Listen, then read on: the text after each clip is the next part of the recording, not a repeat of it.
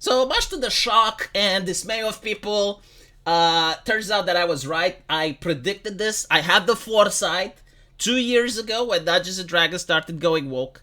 I said that you're going to see Hasbro starting to lose money. How did I know this? It's so bewildering, right? Like, if stereotyping is so wrong, why am I always so right? Well, it turns out now that they're going to lay off 1,000 people in order to keep Hasbro healthy. Like, what does that even mean, though? Are those people making Hasbro sick? Is that what they are saying? I am wondering, like, anyone that worked at Hasbro, please tell me, did they consider you to be part of the corporate family? Because that would be ushi-kushi, wouldn't it? If they actually consider their employees, oh, we're like a family here, we're all in this together. You're fired because you're making our company sick. You don't understand. This is to make Hasbro healthy. I wonder, like, how many people from middle management got fired. I would assume not many, because usually what happens, like this is very beautiful to behold, right? You have, like, these companies infested by ideologues. And the role of the ideologue is not to make a better product or to understand what the customer wants. It's like, how can we subvert this company? Like, it's making toys, yes, but like, how can we push gender ideology while using their product? How can we push our way of thinking onto the new generation while using the product? Oh, was that people don't like the product anymore? Oh, just call them misogynistic pigs, and they will go away. And when things go bad, when the misogynistic pigs decide not to spend their money on your product, then the firings start to happen. But it's usually the people, the ideologues that advocated for the changes and promoted the changes that somehow always manage to remain in power. And I generally do not see these companies improving. Now, firing people, to me, it makes perfect sense because you do not need people for what they are trying to do.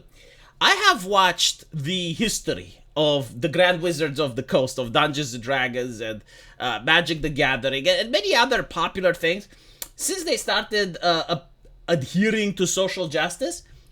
Well, what I've noticed is that they're not creating. Like, they're not making new stories, they're not making new characters, they're not making, new spells or new rules or trying to make the game more interesting. No, what they're doing is they're constantly removing. They're constantly censoring. It's like, oh, we don't like this character. It shows too much skin. Dress her up. Oh, we don't like this joke. It's too problematic. Remove it. Oh, we don't like the fact that orcs are always evil. Remove that.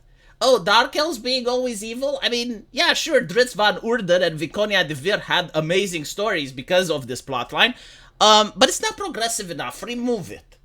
So they're like thinking that the product is bad, but if you remove enough from the product, eventually it will be amazing, right? Like, the product has the potential of being the best thing ever.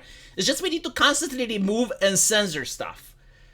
And then they race swap a character. It's like, oh, look, Aragorn, you know what? He's black now. Gandalf? Oh, Gandalf? Gandalf is Asian now. Actually, no.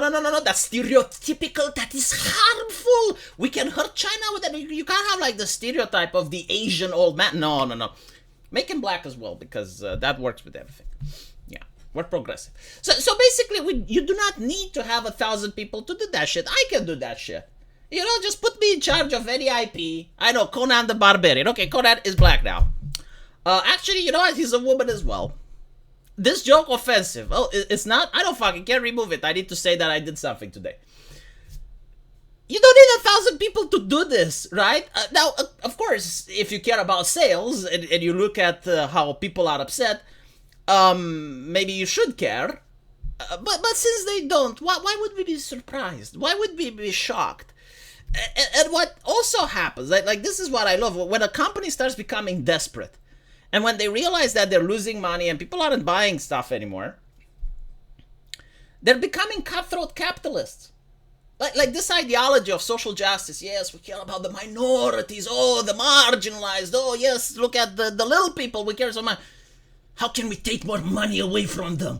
How can we suck the blood and the money from them? Like this is how they're thinking. In the case of Dungeons and Dragons, they managed to become so popular, especially because of their code of conduct, which basically allows other companies to use the Dungeons & Dragons system into their own board game. So you have things like Pathfinder. And it's good because people get interested into Pathfinder, and then they try Dungeons and Dragons as well, right? So it's like a symbiotic relationship between these companies. But the moment you see that Hasbro starts losing money and it's trying to force all of its other all of its other subsidiaries to start finding out ways to get cash, oh, now all of a sudden they're going like, well, we're going to take that away. We're not going to allow Pathfinder to exist anymore unless they follow like these huge draconian list of statements that we're going to give them. And what ends up happening is that the customers, the few that are left, start getting disgusted with the way the company is treating them. Like, take into account that if you're going to appeal to social justice activists, like, here are some words of wisdom that my publisher told me. I asked him, should I have a scene for the furries in my video game? Because, you know, like, the furries are a market, they're an audience. Like, should I cater to them? And my publisher said, you can do what you want. But do you want furries as your customers? Like, do you want your fan base to be the furries? Like, knowing how easily offended and triggered they are? Do you want that community? And I was like, you know what? That's a great point. So basically what's happening with Dungeons & Dragons is like, okay, well, we want a social justice community. So you're attracting these people, you're catering to them. So now your community is infested with social justice activists. And when they see that you're pulling these cutthroat capitalistic tactics, where you're basically going back on your word and you're trying to ruin the fun for everyone and you're trying to milk people out of cash, yeah, those people aren't going to support you. You know, I'm pretty sure like the higher ups and the activists, they're very fine with it, but like the average Joe that's into the social justice mindset, he's not going to like the fact that you gave something for free so that people take the bait. And once people took the bait, you're like, no, actually, you're going to now have to pay us money and you're going to have to follow all of these draconic settings. So this was like a huge backlash, such a backlash that they had to go back on it. But they didn't fix the problem with the fact that they're losing money. So now they're having to fire more than 1,000 of their staff. And again, this looks bad with the social justice crowd because they're like, oh my God, greedy company firing people. Oh, Dios mío. But they got themselves into this. They literally did. So apparently they're confident in the future of Hasbro. The current environment demands that we do more.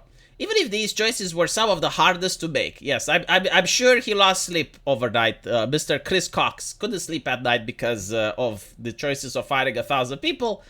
There is no sugarcoating how hard this is, particular for the employees directly affected. Well, I guess like every now and then the CEO may actually say something true. The market headwinds we anticipated have proven to be stronger and more persistent than planned.